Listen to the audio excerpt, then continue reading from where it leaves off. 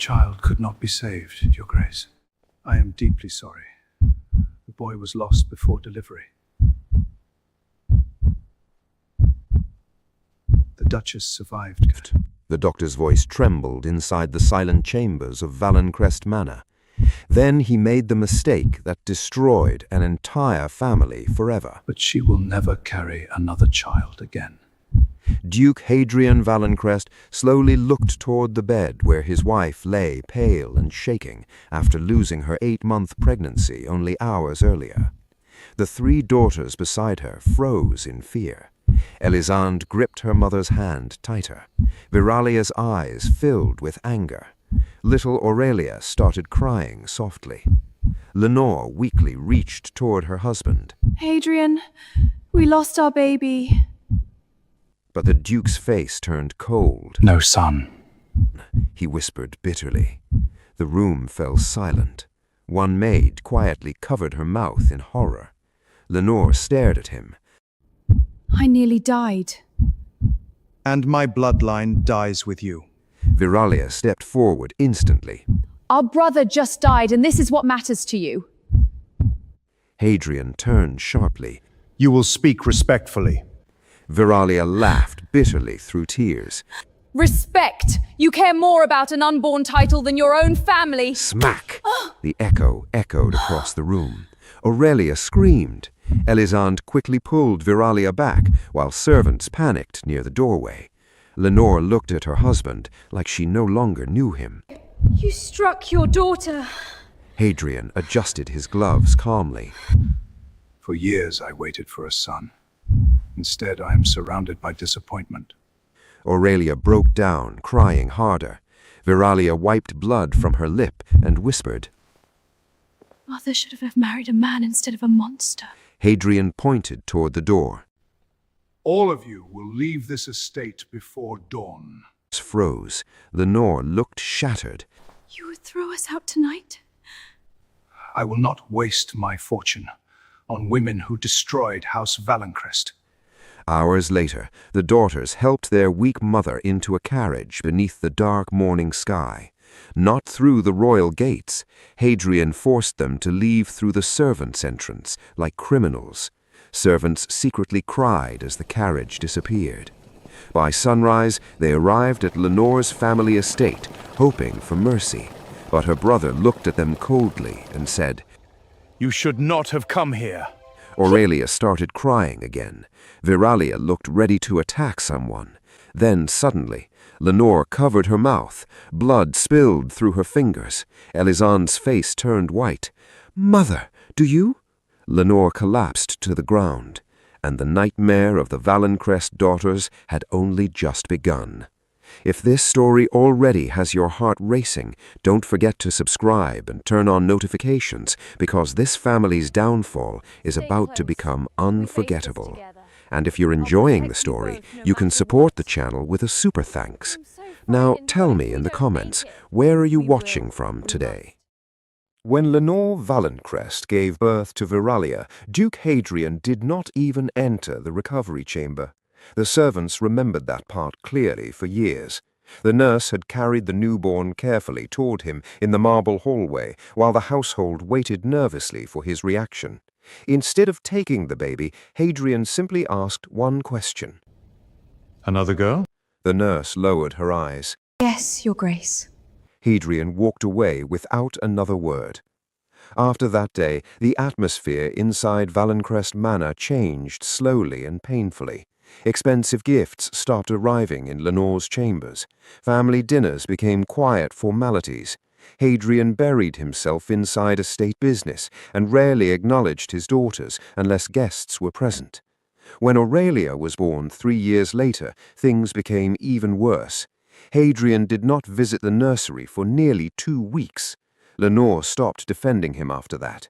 Something inside her finally understood that her husband loved the idea of a son more than the family already standing before him. Still, she tried to protect the girls from seeing the truth too clearly. She smiled during meals, organized birthday celebrations, read stories beside fireplaces, pretended the manor was not slowly becoming emotionally hollow. Then came the final pregnancy. The entire estate transformed overnight after doctors quietly suggested the unborn child might be male. Hadrian suddenly became attentive again. Fresh flowers appeared in Lenore's chambers every morning. New nursery furniture arrived from the capital. Tailors prepared miniature coats stitched with the Valencrest crest before the child was even born. For the first time in years, the girls saw their father smile naturally. That hurt more than his cruelty, because it proved he was capable of warmth. He simply chose not to give it to them. Then the child died before birth, and everything beautiful inside the manor died with him. Now Lenore sat weakly inside a cold servant's room at her brother's estate, while rainwater slipped through cracks in the ceiling. The contrast felt cruel beyond words. Only months earlier, maids brushed her hair using silver combs, while chefs prepared roasted duck with orange glaze, buttered potatoes, and imported wine from southern vineyards. Now Aurelia watered thin soup to make it last longer. Viralia repaired torn sleeves beneath candlelight until her fingers bled. And Elisande returned home exhausted, every night smelling like factory dust and wet streets. The letters to Hadrian continued anyway. Elisande wrote respectfully. Aurelia wrote emotionally. Viralia once wrote, "If you possess even half a soul left inside your body, answer us." No reply ever came. Lenore's older brother, Edgar, enjoyed humiliating them whenever possible. At dinner, he would lean back proudly in his chair while chewing loudly and saying things like, "One useless woman is unfortunate. 4 living together feels like a punishment from God." Viralia nearly stabbed him with a fork once. You speak boldly for a man whose stomach arrives 3 seconds before the rest of him. She replied calmly. Aurelia accidentally laughed into her soup. Even one servant choked, hiding a smile. Edgar's wife Beatrice was even crueler. She constantly inspected the sisters' worn dresses with visible disgust. I suppose noble blood does not stop fabric from tearing. She mocked one afternoon. Viralia looked directly at her oversized feathered hat. Apparently neither does wealth improve taste. That argument lasted 2 hours. Meanwhile, Elisande quietly carried the weight of survival alone. Every morning before sunrise, she walked through Greyhaven's crowded industrial streets to work for Bernard Holbrook, a textile merchant famous for underpaying workers and screaming at elderly employees until they cried. She used a false surname because she could not bear hearing people gossip about the fallen daughters of Duke Hadrian. At night, she returned home with sore feet, cheap bread, and medicine she could barely afford for Lenore. Winter settled heavily over Greyhaven by the time Lenore's condition worsened completely. Her breathing became weaker each day. Sometimes she could barely sit upright without pain. One freezing morning, Aurelia woke first and immediately sensed something was wrong. The room felt too quiet. Lenore lay motionless beneath thin blankets, while pale morning light touched her face softly. Aurelia rushed to her side. "Mother!" No response. Mother? Viralia stood frozen near the doorway. Elisande slowly closed her eyes. Lenore Valencrest was gone. The burial humiliation destroyed whatever innocence remained inside the sisters. Edgar refused financial help immediately. "Will not waste money burying dead women," he snapped. That night, the sisters carried their mother's coffin themselves beneath lantern light through icy cemetery paths, while snow gathered silently on their black coats. No priests came, no noble relatives appeared, only 3 grieving daughters saying goodbye alone. After returning from the cemetery, they discovered their bags thrown outside the estate gates. Edgar stood beneath the entrance lantern, holding a cigar. "You've stayed long enough." Aurelia began crying openly from exhaustion. Viralia stepped forward furiously. One day your children will remember what kind of man you were. Edgar laughed coldly. "You have nowhere to go." Snow fell harder around them as servants avoided eye contact in shame. Then Elisande picked up their bags calmly. Her face looked exhausted, heartbroken, but strangely determined. If the world wants us dead, Then we will survive simply to disappoint it. The abandoned house stood near Greyhaven's industrial district, beside an old railway line where rusted cargo trains screamed through the night like wounded animals. Broken windows rattled whenever winter wind passed through the narrow streets. Half the roof had collapsed years earlier, forcing the sisters to drag an old wardrobe beneath the leaking section whenever it rained or snow melted. It barely deserved to be called a home, but after sleeping outside for 2 freezing nights, it became their only choice. The first evening inside the house, Aurelia tried cleaning the kitchen while pretending not to cry. She scrubbed soot from blackened pots using freezing water until her fingers turned red. Viralia spent most of the night insulting the previous owners. What kind of human beings abandon a house with rats large enough to pay taxes? One rat immediately ran across the floor. Aurelia screamed. Elisande dropped an entire loaf of bread. Viralia grabbed a broken broom dramatically, like a soldier preparing for war. I knew it. The landlord has relatives. For the first time Laughter. since Lenore's death, the sisters laughed together. Only for a moment, but it mattered. Life became brutal quickly after that. Elisande worked from dawn till evening, handling financial records for Bernard Holbrook's textile warehouse, while hiding her true identity carefully. The warehouse smelled constantly of dust, machine oil, sweat, and wet fabric. Workers coughed endlessly from cotton particles filling the air. Bernard screamed at everyone equally. One elderly accountant once spilled ink accidentally, and Bernard shouted so loudly that nearby workers stopped sewing entirely. Elisande quietly corrected shipment calculations and balanced entire ledgers faster than experienced clerks, but Bernard barely acknowledged her beyond throwing more work onto her desk. She often returned home exhausted, with blistered feet and aching hands, carrying stale bread, potatoes, and occasionally leftover meat pies discounted before closing time.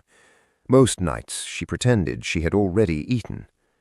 Aurelia noticed immediately, so she started doing the same thing.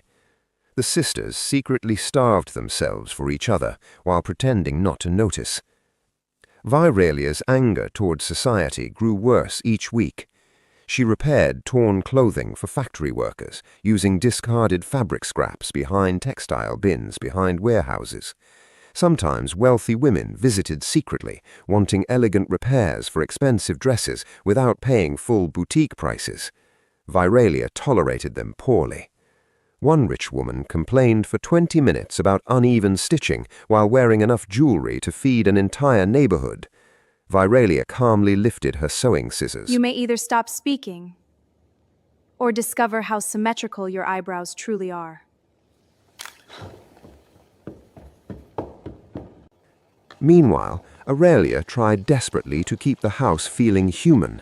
She patched blankets, cleaned leaking floors, and cooked whatever food they could afford. Unfortunately, Aurelia could not cook well. One evening, smoke filled the entire house after she accidentally burned cabbage soup so badly that even the rats abandoned the kitchen. Viralia stared into the blackened pot silently. I believe this meal fought back. Aurelia burst into embarrassed laughter, while Elisande nearly fell asleep sitting upright from exhaustion. But beneath the humor, things were getting dangerous. The cold worsened. Food became scarcer. Elisande developed a persistent cough from overwork and winter exposure, yet continued forcing herself through endless accounting work because she could not bear seeing her sisters hungry. Then one snowy evening changed everything.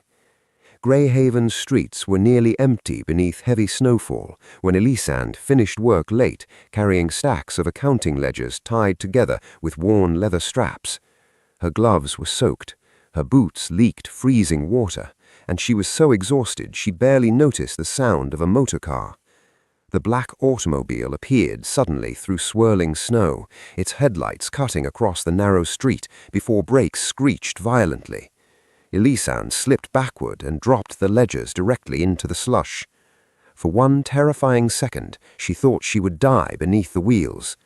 The driver jumped out pale with panic, but before he could speak, the rear carriage door opened. A tall man stepped into the snow, wearing a dark wool coat and leather gloves. Duke Lucian Norcaster. Even in Greyhaven, everyone knew his name. Industrial magnate, railway owner, one of the wealthiest men in Europe. Elisande immediately bent down, gathering ruined papers while apologizing breathlessly. But Lucian noticed something strange. Instead of panicking over the accident, she became furious over the damaged calculations. These shipment numbers were finely balanced. She muttered while trying to wipe snow from the pages. Lucian crouched beside her curiously. You care more about mathematics than nearly being killed. Elisande looked up coldly. Numbers are easier to survive than people. That answer surprised him. Then he noticed the ledgers themselves. Detailed corrections covered entire pages in elegant handwriting. Profit margins had been recalculated more accurately than most professional analysts in Greyhaven. Lucian stared quietly for several seconds. It was not ordinary clerical work. Elisande realized his attention immediately and reached for the papers defensively. I should go. Lucian handed the final ledger back carefully. May I at least know your name? She hesitated, then lied automatically. Elise. That night, while snow continued falling over Greyhaven, Duke Hadrian Valencrest celebrated his engagement to Lady Beatrice Ashcombe inside the glowing halls of Valencrest Manor. And across the city, Duke Lucian Norcaster quietly ordered a private investigation into the mysterious young woman he nearly struck with his motorcar. 3 days later, his investigator returned with shocking information. Elise, he said carefully, is actually Lady Elisande Valencrest, the discarded daughter of Duke Hadrian Valencrest. It's a long, painful Elisande expected humiliation the next time she saw Duke Lucian Norcaster. Men like him did not speak kindly to women living in abandoned houses near factory districts unless they wanted entertainment, gossip, or something cruel. So when a polished black motorcar stopped outside Bernard Hallbrook's warehouse 3 days after their first meeting, she immediately assumed trouble had arrived. Workers stopped sewing to stare through dusty windows. Even Bernard nearly swallowed his cigar. Lucian stepped out, wearing a charcoal winter coat and gloves dark enough to hide the snow melting across them. He walked directly through the warehouse without caring about the noise, smoke, or startled workers surrounding him. Then he stopped beside Elisande's desk. I came to return your ledger, he said calmly. Bernard almost fainted hearing a duke speak politely to one of his employees. Elisande stood carefully. You could have sent a servant. Yes, but then I would lose the excuse to continue our conversation. That answer unsettled her more than arrogance would have. Over the following weeks, Lucian continued appearing unexpectedly throughout Greyhaven. Sometimes he brought business reports asking for her opinion. Other times, he simply walked beside her through crowded industrial streets while discussing railway investments and political corruption. He never treated her like someone broken. That confused her deeply. One evening, they stopped beside a street vendor selling roasted chestnuts beneath glowing lanterns. Lucian purchased an entire paper bag before realizing Elisande was staring at him strangely. "What?" You paid without arguing. she said suspiciously. Lucian looked horrified. Was I expected to duel the man over chestnuts? For the first time in months, Elisande laughed freely. Lucian noticed immediately, and from that moment, he was lost. Eventually, he insisted on visiting the sisters properly, despite Elisande warning him repeatedly. You are a duke. You will not enjoy where we live. Lucian answered simply. I am visiting you, not the house. You insist? I do. Viralia opened the door, holding sewing scissors like weapons. The moment she saw Lucian's expensive coat and polished shoes, her expression darkened instantly. "Oh, wonderful," she muttered, "another wealthy man with opinions." Lucian introduced himself politely. Viralia looked him up and down slowly. If you break my sister's heart, I'll decorate Greyhaven with your organs. To everyone's surprise, Lucian burst out laughing. Not fake aristocratic laughter, real laughter. Even Aurelia blinked in shock. Well, that is honestly the clearest introduction I've received all year. Viralia suspiciously respected him after that. Aurelia secretly adored him almost immediately because Elisande began changing around him. The constant exhaustion in her face softened. She smiled more often. Some evenings, the sisters even shared tea beside the fireplace, while Lucian listened to Viralia complain dramatically about rich customers. One woman requested 12 buttons imported from Paris. 12 on one sleeve. What does she plan to fight? A piano? Even Lucian nearly choked laughing. But behind the growing warmth, something darker remained unresolved. Lucian eventually learned the full truth about Duke Hadrian. Not rumors, the truth. The pregnancy loss, the expulsion, Lenore's death, the unanswered letters, the burial, everything. Elisande told the story quietly one evening, while snow fell outside the broken windows. Lucian listened without interrupting, but by the end, fury had hardened his face completely. "That man does not deserve daughters like you," he said. No one had ever defended them like that before. Not relatives, not society, not even themselves sometimes.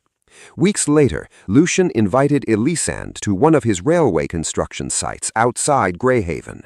Massive steel tracks stretched across snowy valleys while workers moved like shadows through steam and machinery. Elisande assumed they were discussing investments again. Instead, Lucian guided her toward a quiet overlook above the valley. The winter wind carried smoke from distant factories, while sunset painted the snow gold. Then Lucian turned toward her. I spent years surrounded by noble women who knew how to host dinners. But you survived hunger without losing kindness. You protected your sisters while the world discarded you. You rebuilt dignity from nothing. Elisande stared at him silently. Lucian stepped closer. I admire you because I have never met anyone stronger. Then he asked her to marry him. No grand audience, no political arrangement, just honesty. Elisande nearly cried because for the first time in her life, a powerful man looked at her and saw value instead of disappointment. "Yes," she whispered. After the wedding, Lucian moved all three sisters into Norcaster Estate, a sprawling mansion filled with heated marble floors, crystal chandeliers, endless fireplaces, and servants who nearly panicked trying to satisfy Viralia's impossible opinions. Viralia walked into the bathroom on the first morning and froze completely. "The water is warm," she whispered. Aurelia smiled innocently.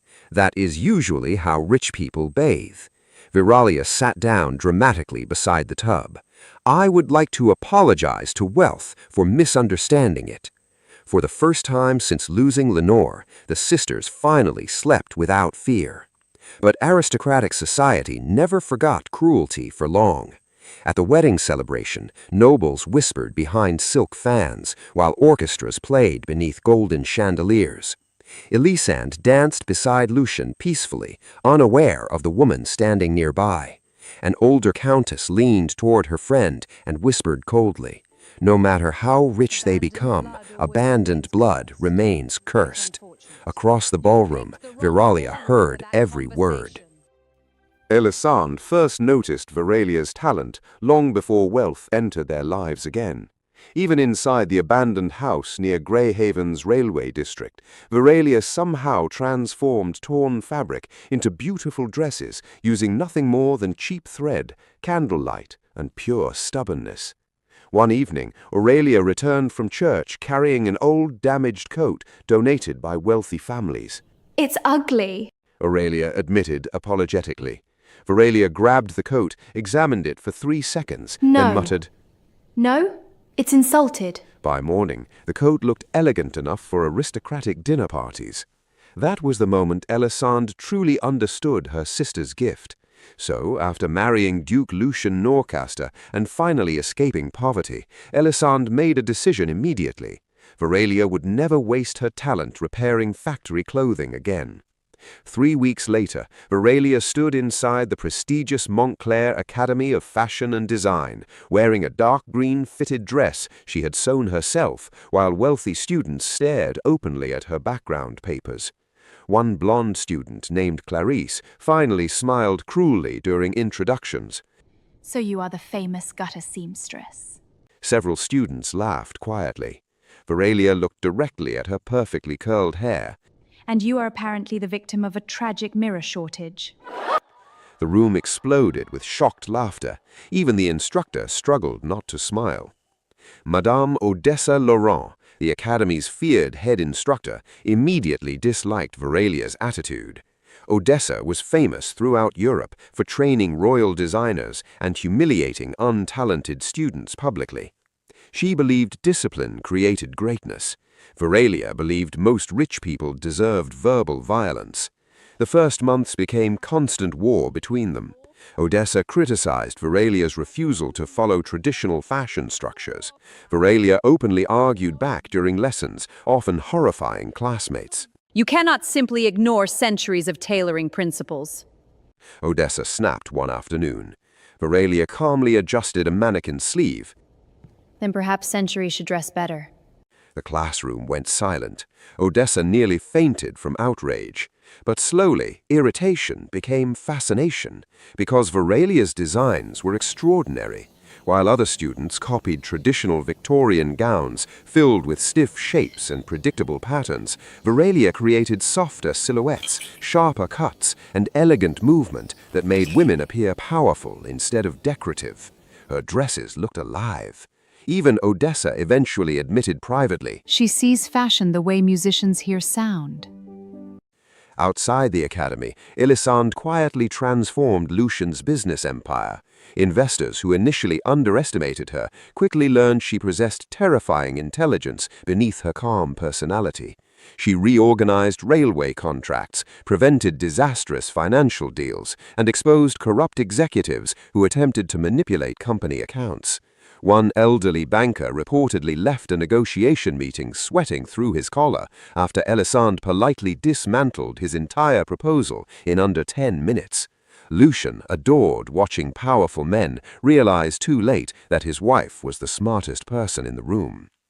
Meanwhile, Veralia became increasingly famous throughout Greyhaven. Aristocratic women who once mocked her now begged for appointments. Veralia enjoyed frightening them. One wealthy duchess demanded a gown worthy of royal attention. Veralia studied her quietly before replying, "The gown is achievable. The personality may require divine intervention." Even Aurelia laughed so hard she spilled tea everywhere. At Norcaster Estate, life slowly became warmer again. Family dinners filled with conversation replaced years of survival and fear.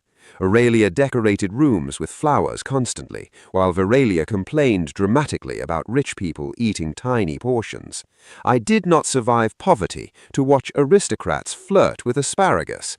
Lucian nearly choked on wine laughing. But far away at Valencrest Manor, bitterness poisoned Duke Hadrian further with each passing year. Lady Beatrice eventually gave birth to another daughter. The second announcement shattered whatever remained of Hadrian's patience. Servants noticed the coldness returning immediately.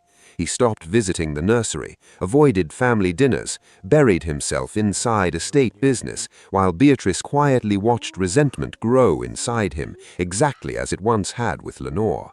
History repeated itself inside those marble halls. Only this time, nobody pitied him. Meanwhile, Veralia's rise became impossible to ignore. Her gowns began appearing at opera houses, royal theaters, aristocratic weddings, and elite winter gatherings across the empire. Newspapers praised the mysterious designer, transforming Victorian fashion with daring elegance. Then came the Royal Winter Exhibition in the capital. Noblewomen arrived wearing Veralia's creations beneath glittering chandeliers, while photographers and reporters crowded the ballroom. Even Duke Hadrian attended, alongside Beatrice. During the evening, a countess entered wearing one of Veralia's silver silk designs, embroidered with dark midnight roses along the sleeves.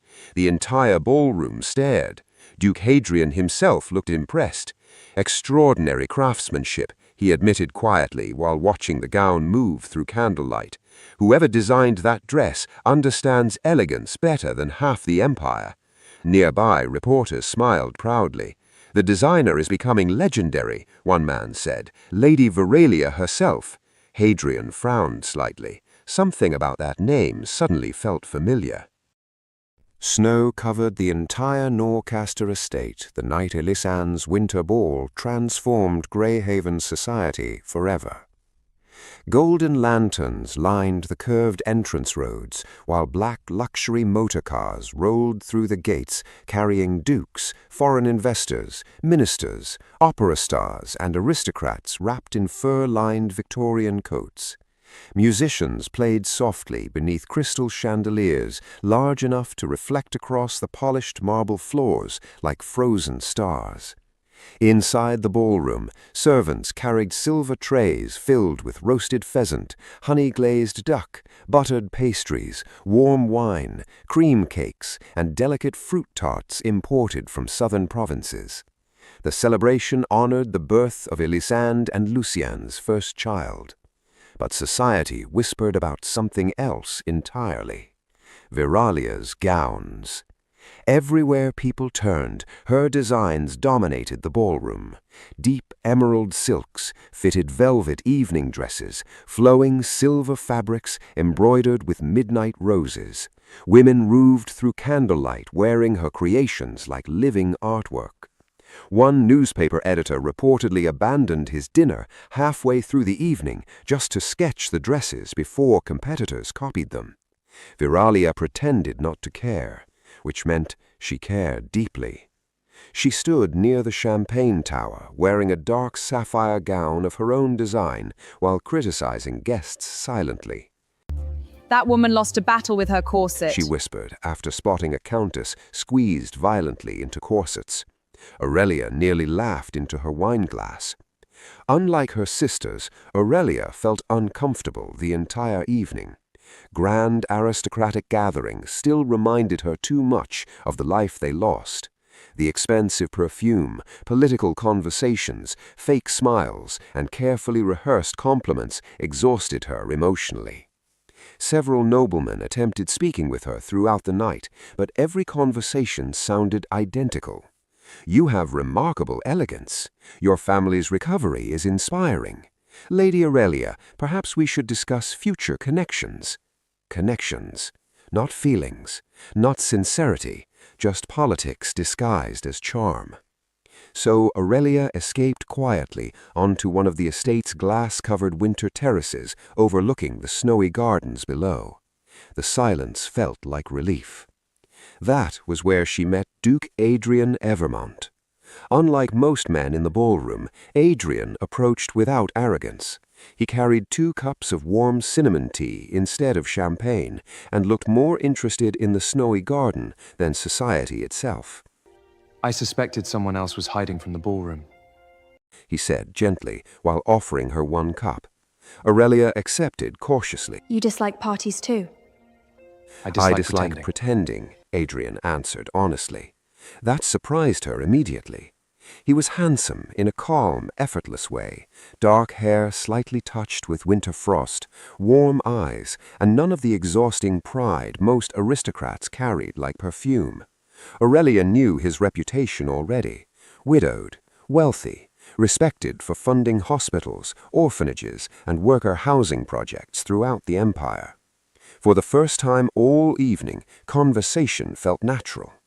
They spoke about ordinary things at first: Greyhaven's freezing winters, the terrible quality of ballroom musicians pretending to understand joy, how aristocrats somehow managed to make soup sound political. Adrian quietly nodded toward the ballroom doors. One woman just spent 20 minutes discussing the emotional meaning of decorative spoons. Aurelia nearly laughed into her wineglass. "Please stop," she whispered. "I already struggled surviving dinner." As the evening continued, their conversations deepened naturally. Aurelia spoke about charity work and poor families she visited throughout Greyhaven. Adrian listened carefully instead of interrupting. Most importantly, he understood. Not out of pity, experience. After losing his wife years earlier, Adrian stopped believing wealth protected people from pain.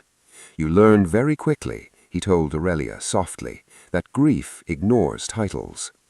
Meanwhile, inside the ballroom, Viralia was busy terrifying aristocratic women again. A group of noblewomen cornered her near the grand staircase, pretending sudden affection. "We always admired your family's strength," one woman lied dramatically. Viralia recognized all three instantly. They were among the same women who mocked the sisters after Lenore's death. "Oh, really? That's fascinating, because I distinctly remember one of you describing us as bankrupt decorative tragedy." The women froze. Nearby guests immediately became interested in their desserts. Another noblewoman attempted nervous laughter. "You misunderstand." "No," Viralia interrupted calmly. "I remember perfectly. Trauma improves memory wonderfully." Even Lucien had to walk away hiding laughter behind his wineglass. By midnight, the Winter Ball had become the most talked about event in Greyhaven history. Investors competed for Lucien's attention. Royal officials praised Elisande openly. Foreign guests requested private meetings with Viralia regarding future fashion contracts. And throughout it all, Aurelia kept finding herself returning to the winter terrace beside Adrian. The comfort frightened her slightly. Near the end of the evening, snow began falling again beyond the glass walls, while orchestra music softened inside the ballroom. Aurelia stood quietly beside the railing, watching white snow gather over dark gardens below. Adrian studied her gently for several seconds before speaking. "You smile exactly like someone who survived something terrible." The words hit her harder than she expected, not because they were cruel, because they were true. Nobody had ever looked at her carefully enough to notice the sadness hidden beneath her kindness. Aurelia suddenly felt tears burning her eyes before she could stop them, and for the first time in years, she allowed herself to cry in front of someone. Lady Beatrice Ashcombe stopped loving Duke Hadrian Valencrest the day he ignored their second daughter's birthday. The child had waited all evening beside the grand staircase, wearing a pale blue dress with silver ribbons in her hair, while servants lit candles across the dining hall. She kept asking every few minutes if her father was coming. "He promised," she whispered hopefully. But Hadrian never appeared. He remained locked inside his study, arguing with investors over estate losses, while the little girl eventually fell asleep at the dinner table beside untouched cake. Beatrice watched everything silently, and something cold settled permanently inside her heart. At first, she had believed herself different from Lenore, stronger, smarter, more capable of controlling Hadrian's moods and ambitions. But after years inside Valencrest Manor, she realized the truth. Hadrian did not love women, he loved legacy, and every daughter reminded him of failure. So Beatrice began planning carefully. She smiled during dinners, attended aristocratic events beside him, played the obedient duchess while quietly destroying him piece by piece behind the scenes. She manipulated estate accounts through trusted advisors, loyal only to her. Investment money disappeared slowly through foreign banking transfers and fake industrial contracts. Valuable land was secretly sold beneath false names, while Hadrian focused obsessively on recovering his declining influence. The cruel irony amused her endlessly. One evening during dinner, Hadrian complained bitterly about modern women becoming too ambitious. Beatrice calmly buttered bread while thinking, if only you knew. Meanwhile, across the empire, the daughters he abandoned had become impossible to ignore. Elisande now sat beside Europe's most powerful industrial men, negotiating railway expansions and shipping investments worth millions. Newspapers praised her intelligence openly. Financial journals described her as the woman capable of predicting markets before governments themselves. Several arrogant businessmen made the mistake of underestimating her once, only once. Viralia's fashion empire exploded beyond Greyhaven entirely. Royal families requested private collections months in advance, while actresses, duchesses, and foreign queens copied her designs obsessively. Fashion houses across Europe attempted imitating her style, but failed repeatedly. Viralia enjoyed insulting competitors publicly. One designer accused her of arrogance during an interview. Viralia answered, "If talent intimidates him, he should pursue farming." The quote appeared in newspapers for weeks. Meanwhile, Aurelia married Duke Adrian Evermont in a ceremony so beloved by ordinary people that crowds gathered outside churches simply hoping to see them together. Unlike most aristocratic women, Aurelia spent enormous amounts of her fortune funding orphanages, hospitals, schools, and shelters across industrial districts. Workers adored her openly. Children followed her carriages through Greyhaven streets, waving excitedly whenever she visited poor neighborhoods. People no longer spoke about the Valencrest daughters with pity. They spoke with admiration. And eventually, even Hadrian noticed the shift. At political gatherings, nobles mentioned Elisande's investments more than his own. Women praised Viralia's gowns while barely acknowledging Beatrice. One elderly minister actually stood during dinner simply to compliment Aurelia's charity work. Hadrian's face darkened more each year. The daughters he discarded had surpassed him completely. Then the collapse finally arrived. It began quietly. A failed shipping investment, missing funds, bank warnings, factories struggling to pay workers. Hadrian exploded constantly inside the manor, while advisors avoided eye contact during meetings. Beatrice watched calmly. Then, one freezing morning, everything shattered. Hadrian awoke to chaos spreading across Valencrest Manor. Servants rushed through hallways whispering nervously, while accountants filled the library carrying stacks of financial documents. Beatrice was gone. So were both daughters, and so was a massive portion of the Valencrest fortune. Entire accounts had been emptied overnight. Property deeds vanished, investments transferred abroad. The scale of betrayal became catastrophic. Hadrian reportedly screamed so violently that servants heard him from the eastern gardens. By afternoon, newspapers exploded across the empire. The great duke financially ruined. Lady Beatrice disappears with millions. House Valencrest facing collapse. Society devoured the scandal gleefully. The same nobles who once feared Hadrian now mocked him openly during dinners and opera gatherings. Investors abandoned him immediately.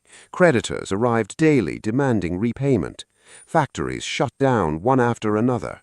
Workers lost jobs. Estate staff resigned quietly before wages disappeared entirely. Within months, entire wings of Valencrest Manor closed from lack of maintenance. Dust gathered over chandeliers. Fireplaces remained cold. Empty corridors echoed with silence instead of music and conversation. For the first time in his life, Hadrian experienced loneliness without power protecting him from it.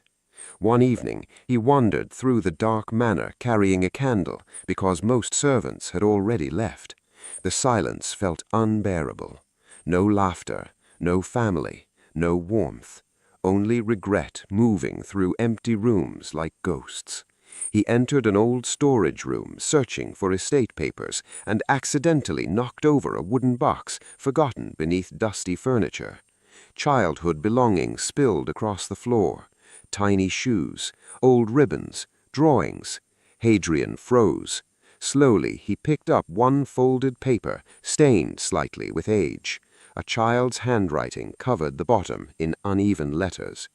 "Papa will always protect us. Aurelia." He recognized it immediately. The drawing showed a smiling family standing beneath the sun outside Valencrest Manor. Hadrian stared at it silently for several seconds. Then finally, Duke Hadrian Valencrest broke apart completely. And alone inside the dark, ruined manor he once valued more than his daughters, he began to cry. Duke Hadrian Valencrest no longer looked like the man society once feared. The expensive tailored suits were gone, replaced by older coats worn thin at the sleeves. His once immaculate posture had weakened beneath years of scandal, debt, and loneliness. Even his hair, once carefully maintained with aristocratic pride, had turned almost completely gray. And for the first time in his life, people no longer moved aside when he entered rooms. They whispered. The humiliation became unbearable after one particular dinner gathering in the capital.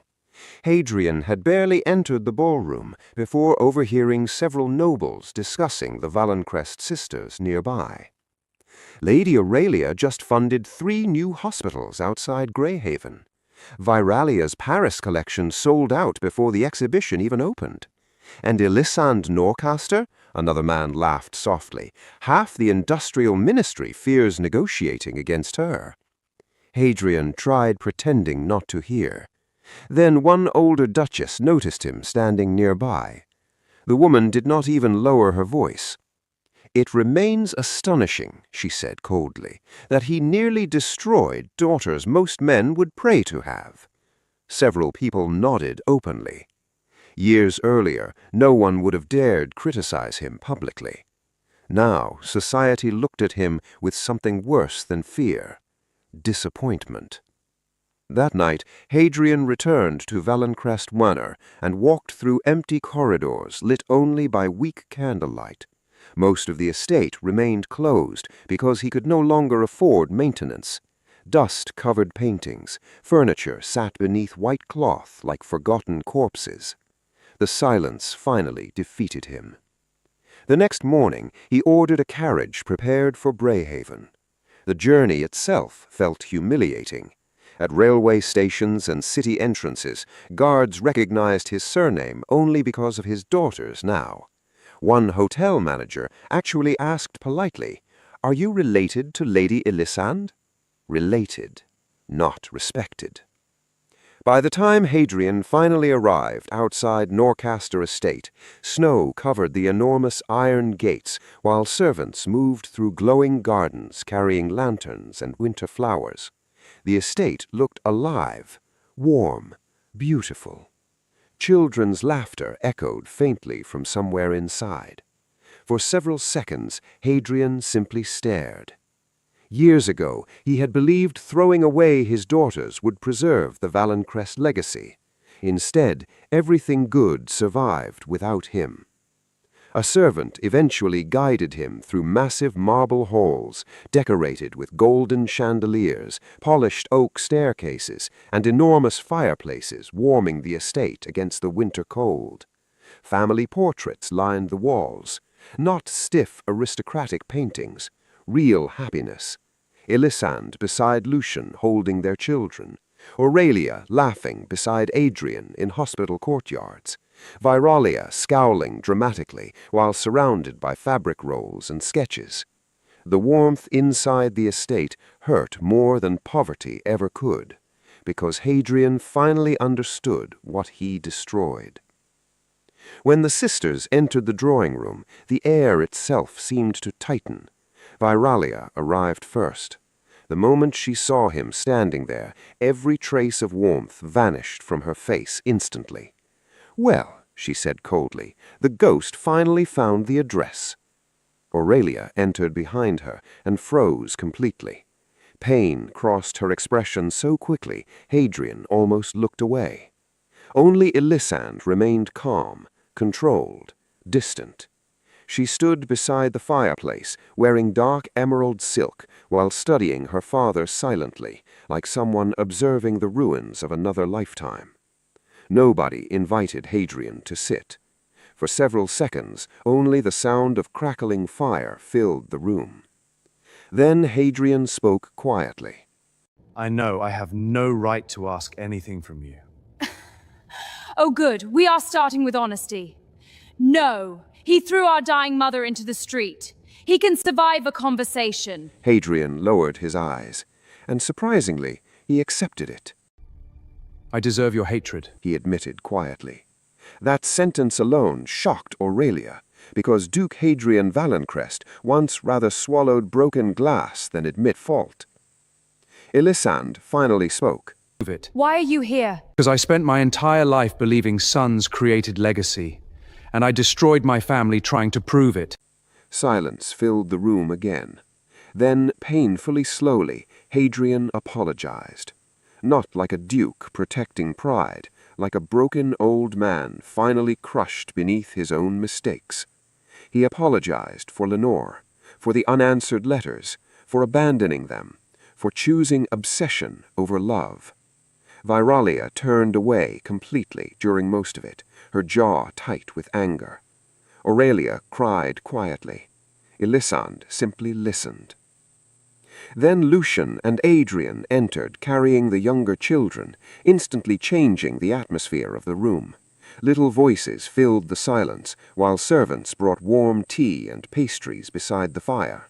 And Hadrian suddenly noticed something impossible to ignore. The Valencrest name still lived everywhere around him, not through sons, through daughters. Elisande had rebuilt industrial influence greater than he ever achieved. Viralia transformed fashion across Europe while employing hundreds of women abandoned by society.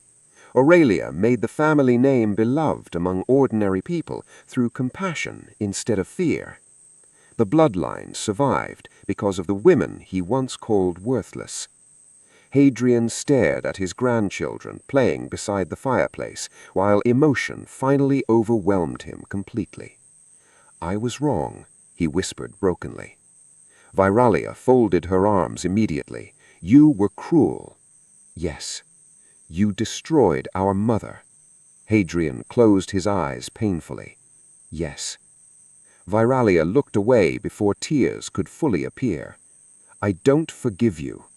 And everyone understood she meant it.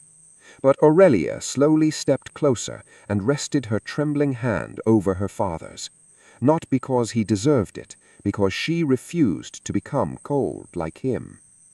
Finally, Elisande stood and looked directly at the man who once threw them away.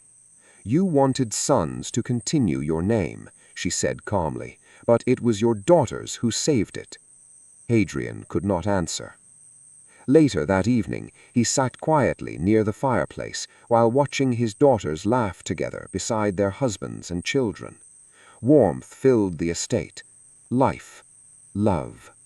Everything he once believed weakness had become the very thing preserving his legacy. And as snow fell softly beyond the windows of Norcaster Estate, Duke Hadrian Valencrest finally